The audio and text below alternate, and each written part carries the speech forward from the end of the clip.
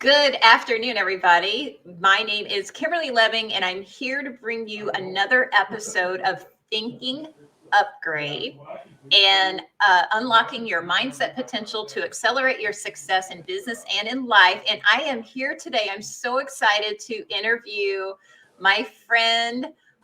She is a leadership coach, Janet Martin.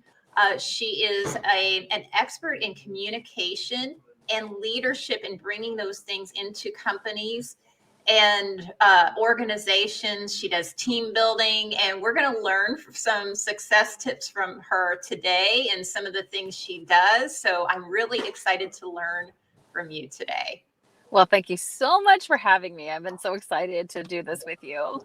You are quite welcome. So I'm going to get right to it. So tell us first a little bit more about your business. I am a speaker on leadership. I like to go into organizations and make them laugh a little, make them feel a little, and get them reconnected with their peers and coworkers.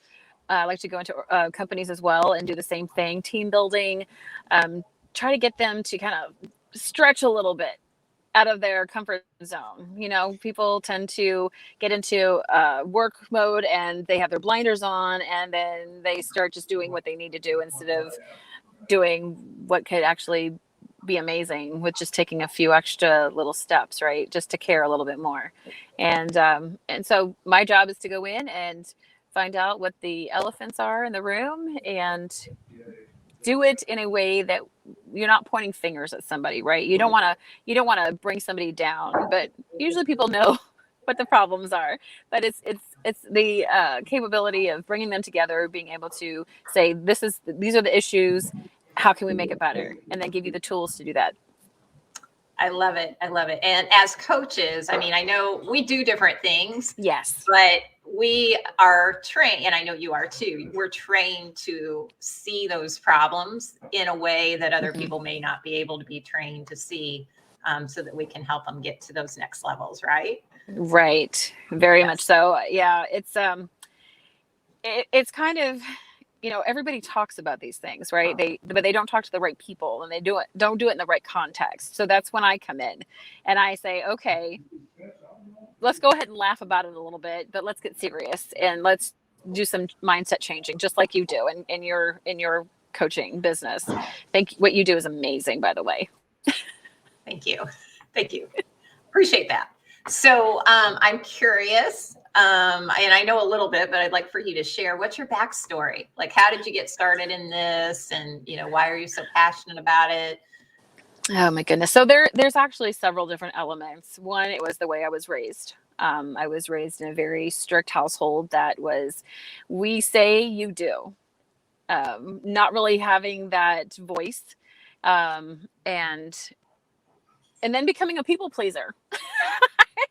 Having to break that down. I felt like I had all the skills and all the knowledge to be a good leader in whatever level of the company or the organization that I was with, but my people pleaser skills were making me suffer. And so I've had to do a huge mindset changeover and learn that I can be kind and I can still be loving in what I want to do, but make sure that everyone is accountable, right? Because a lot of the times that I allowed others to sway me into another direction, it actually wasn't conducive. It wasn't positive for the organization or the company, or even in my personal life for myself or others. And so teaching that accountability, all that kind of thing, really helps grow people while you're growing an organization.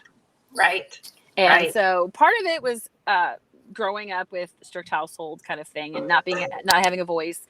Then when I started when I was in college and going through communications and learning about conflict management, and I just became so fascinated about it. And I started working for an organization where I was working in kind of like the sub building area, and so it was very limited on growth, on being able to move up in the organization. And instead of me being depressed all the time and saying, oh my gosh, I have to change careers if I want to stay here and move up and in management or whatever, in pay. And I started looking into more leadership courses and really just dove in and thought, okay, so this is how I can make a difference. This is how I can be a leader in where I'm at right now. And I just saw the results from that for the patients, for customers, for my coworkers, and just the energy change in the office was just amazing.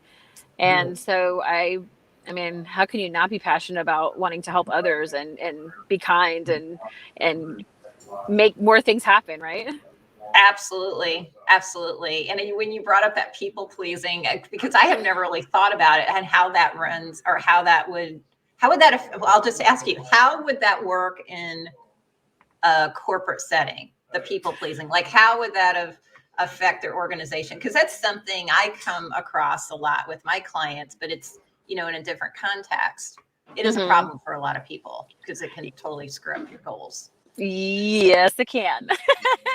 Because you tend to put yourself on the back burner, or you avoiding conflict was a huge thing for me. I just didn't want to, not that I didn't want to deal with change or anything, because I love change. I love that, but it's the other people who did not embrace change, right? They were always the ones that were angry, and I don't like angry people.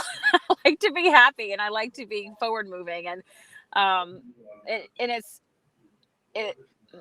so the conflict part was part of it, but then the people pleasing part was the other. Like, well, okay, the positive side of being a people pleaser is that you listen, you do a lot more listening, and you do a lot more negotiating, and you you take other people's ideas and then you see what works, and you're willing to give it an opportunity.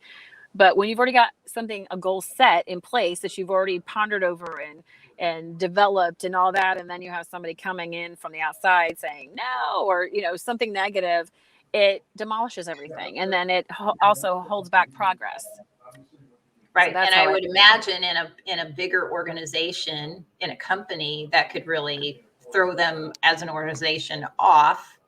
And then the Right. things that you do with communication and teaching them how to do that would really help pull all that together. Yes, it's very important. I think people forget about that kind of thing, but then they wonder why they're struggling so much. And then when I come into play and say, hey, have you thought about this? Well, yeah, but are you doing it? No. And usually it's emotionally driven. Yeah. That's the other thing, is when you're dealing with so many different emotions and so many different thought processes, you got to try to figure out, like, how you're going to come to that even ground to make progress happen, Yeah. like agree to disagree, but not really. Right. Right. Right. Absolutely. Yeah. So I'm curious, what kind of problems do you see with organizations that might need your services? Like, what would be some things that you help with? Well, people that don't want change, the ones that when you go in and you say, oh, well, why is this being done this way? That's how we've always done it. Mm. Or, why are we going to change now? I should just quit my job while I'm ahead because you're just going to change everything. And I say it in a funny context because there's people watching this right now going, I know so and so does that and so does that. And it's like calling people out, but, trying to do it in a more positive way, and, or not so finger pointing. That's totally not what I'd go in and do. Like, let's go ahead and point all the fingers out. Because normally when you have a person that is set in their ways, or very negative thinking, doesn't really work well with others, that kind of thing, they're usually the ones who stay in an organization. So you may have a great purpose for being in that organization and your heart is all in it. But if you have people like that driving the good ones out, your organization is going to crumble, and you're going to Yeah. wonder why. And that is what I go in and fix. Yeah, that's awesome. Because and I'm sure it's a huge need, because I mean, It as you were is. talking, I'm thinking you need to probably get into contact with my daughter's work. I know everyone's probably thinking, we need to get like the Karens out, and sometimes it's just, and you have to understand like why people do that. Some people are very not personable, not because they don't want to be. It's because they've either had something happen to them in the past, which you obviously, you know this when you're going through this mindset change, when you're counseling or coaching people, that usually it's something that happened in their past. It's not usually Right. something that happened right at that time that sets the stage for the rest of it. You know, some people are easy to pivot, like, oh yeah, okay, I'm good, all right, thanks for that, you know. But some people are really difficult because it's just a pattern that's been happening to them. So then what they do is, instead of trying to figure out a way to do something more positive and continue that path, they just close into themselves and keep their eyes on their work, right? And then you don't want to approach them, and they might be the smartest person, they might have been there the longest, and they have so much knowledge that should be given out to these other, you know, people in the organization, just to make the organization like, hey, so and so taught me how to do that, oh my gosh, they're so amazing. Like, you really need to get to know that person. That is Yeah. so important. Connection and influencing others. So Yeah. that's another huge thing that I coach on. Yeah. What a great service for companies to work with you on this. So, we kind of already answered this. So who specifically, what kinds of companies um, do you serve? I work with churches, I work with nonprofit organizations, companies that have 10 or more people. It's always important. You know, the other thing is assuming. That's another huge thing that can break an organization. Mhm. Everyone's assuming that that person was told or that they should know something. And we need to kind of get rid of that mindset too, that way of thinking, and just remember, like, use words. Like, Right? oh yeah, maybe they don't know, maybe you need to remind them, you know. It's Yeah. so pretty much anyone with breathing people that actually are part of an organization that could use the team building, that could use the tweaking of uh the mindset in the company or the organization. Okay. Okay. Awesome. Great. And this is more, so I'm going to flip a little bit to more personal. Okay.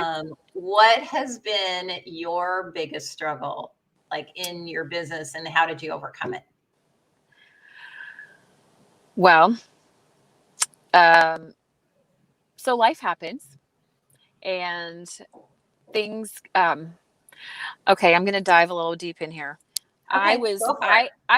I had this rare mass. The first one I almost died from. It had infected and poisoned my body, um and that was kind of the starting point of having repeat surgeries.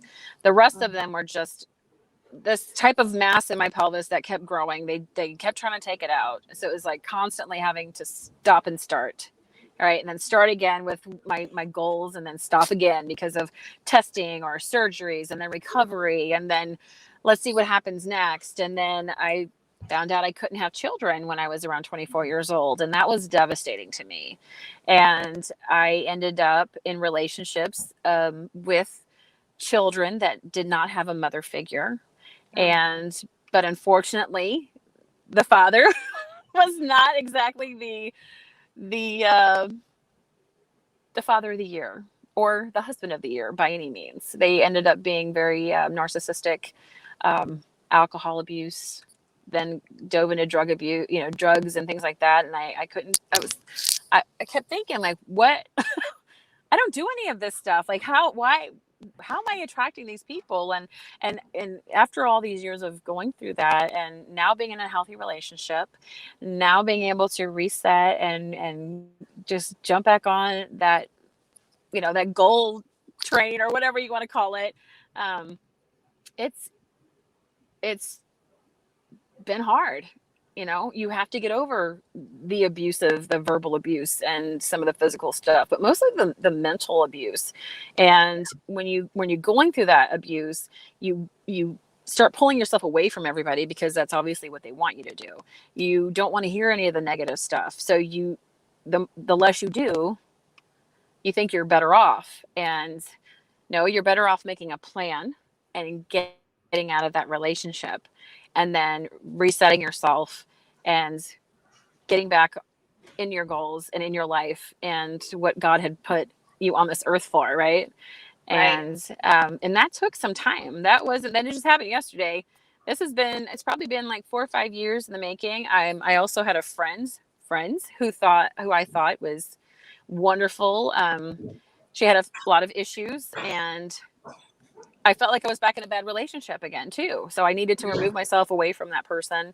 And now I'm on this path that I feel like I've been put on this earth for, and I just want to grow people and give them value and pay it forward.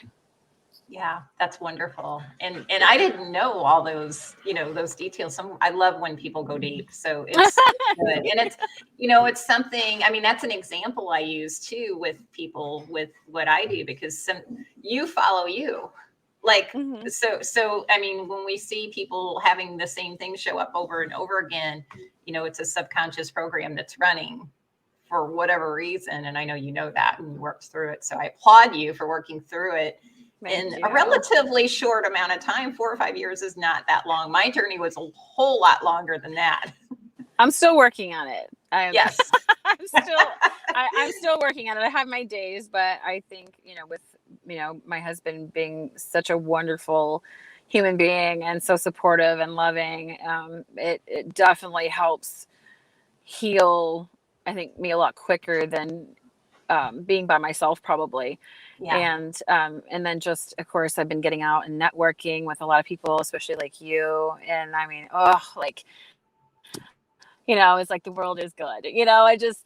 And it Yeah. just, I take in every single good thing, and I count that as an amazing blessing. And I run with it. I keep, it's another step forward. It's like putting It stepping stones in shows. front of you. Yeah. It does. Thanks. It shows.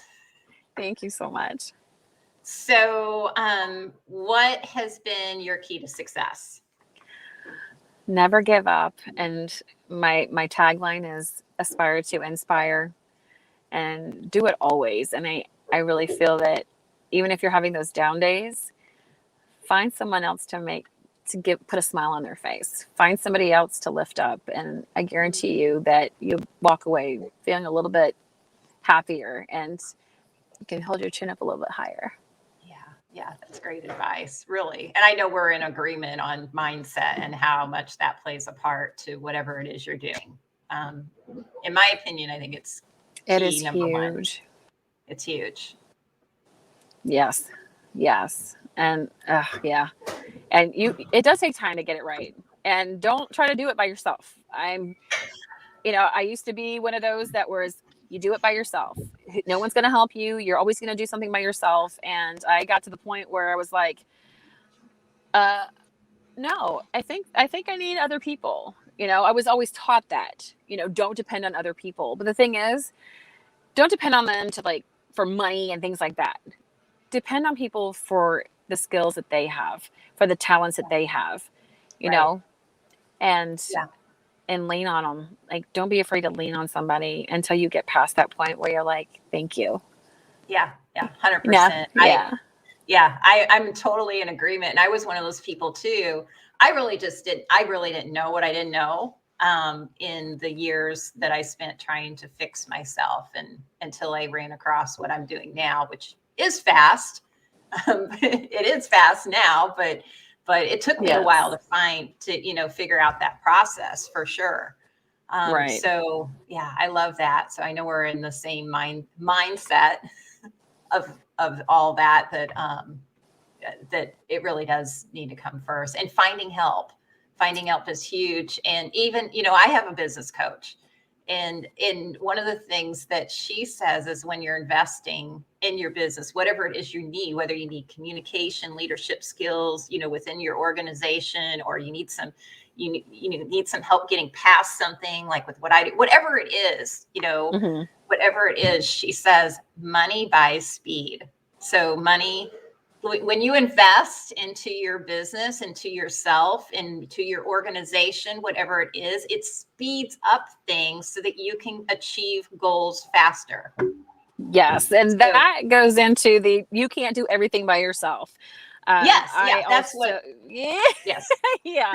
I mean, I remember way back when I was, I mean, I still songwrite and sing and that, but when I was initially starting to do that and creating my own CD, I mean, I was obviously funding it all myself, and then I was having to do the graphics for posters and things like that for myself. I was like the cook, the server, the bottle washer, and the bathroom cleaner all in one. And the thing is, if you meet somebody, that's why this networking is so big. I mean, that you're connecting, right? You're connecting, you're learning about other people and their skills.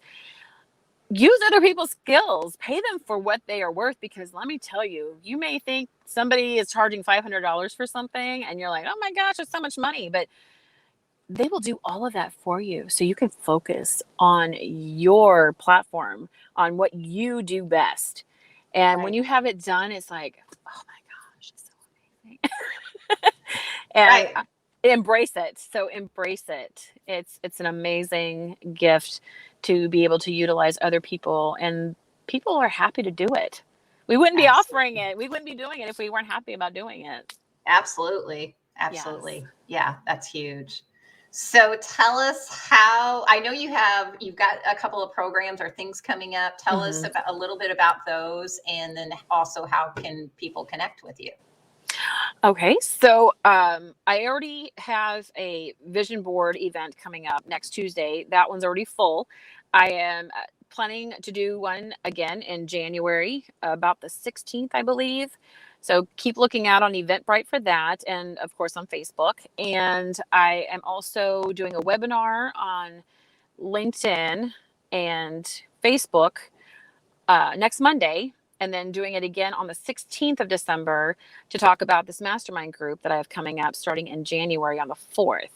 So I hopefully you guys can meet with me and join me for the webinars. It will be on Zoom, and I will have a replay for it if you can't make it at 3 o'clock on Monday, this coming Monday, Awesome. December 6th. Okay, awesome. Thank you for that. And then if you send me the links, I'll put those. If you're watching live, look for these to be put into the description, because I'll add those Okay, so that everybody has the links on how to get in touch with you on all great. those. And you can go to JRM, so for my full name, Janet Rumi Martin, uh, sources.com. And I have a landing page there. And if you'd like to get more information on it, you can just put your information in and I will reach out to you via email and give you the details. Awesome. Thank you so much. Is there anything else you would like to share with our audience today? Um, just don't ever stop growing. Don't ever stop learning. That's part of what leadership is about. That's about what positive mindset's about. And again, always aspire to inspire. And thank you so much for having me on today. You were great. So thank you so much. I know our audience was blessed to hear what you have to say. I think you're an awesome individual. Thank you. You So are know, you you. have a beautiful voice. We didn't even talk about that, but she has an amazing voice Thank as you. well. So thank you so much for being on. And if you're catching the recording, please reach out to Janet, and she'll get back in touch with you. Yes, ma'am. Awesome. Thank you guys for listening today. Thank you.